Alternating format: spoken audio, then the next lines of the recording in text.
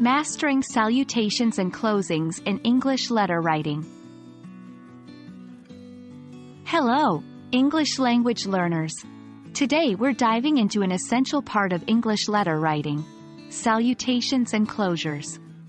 We'll go through the importance of these elements, their variations, and how to use them properly. So, let's get started. Salutations and closings, or valedictions, are crucial parts of any letter. The salutation is the greeting at the beginning of the letter, while the closing is the farewell at the end.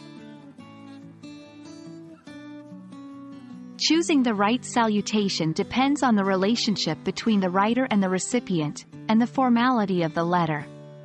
For formal letters, it's common to use "Dear," followed by the recipient's title and surname, like "Dear Mr. Smith," or "Dear Dr. Johnson." If the recipient's gender is unknown or irrelevant, you can use "Dear Sir," "Madam." For informal letters, such as those to friends or family, you can use the recipient's first name, like "Dear John," or "Dear Emily," or even more casual greetings like "Hi," or "Hello."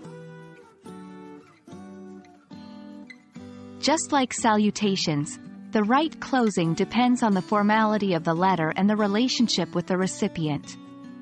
In formal letters, it's typical to use "Yours faithfully" when you started with "Dear Sir," "Madam," and "Yours sincerely" when you use the recipient's name in the salutation.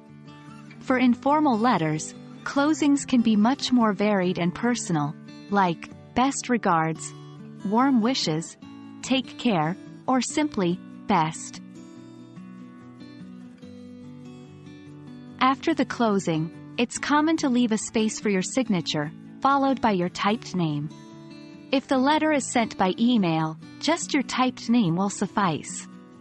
For example, "Yours sincerely," your signature, John Doe. There you have it, the art of salutations and closings in English letter writing. Using these appropriately will make your letters sound polished and professional, or warm and friendly, depending on the situation. We hope this video has been helpful, and remember, the key to mastering English letter writing, like any skill, is practice. Keep writing, and see you next time.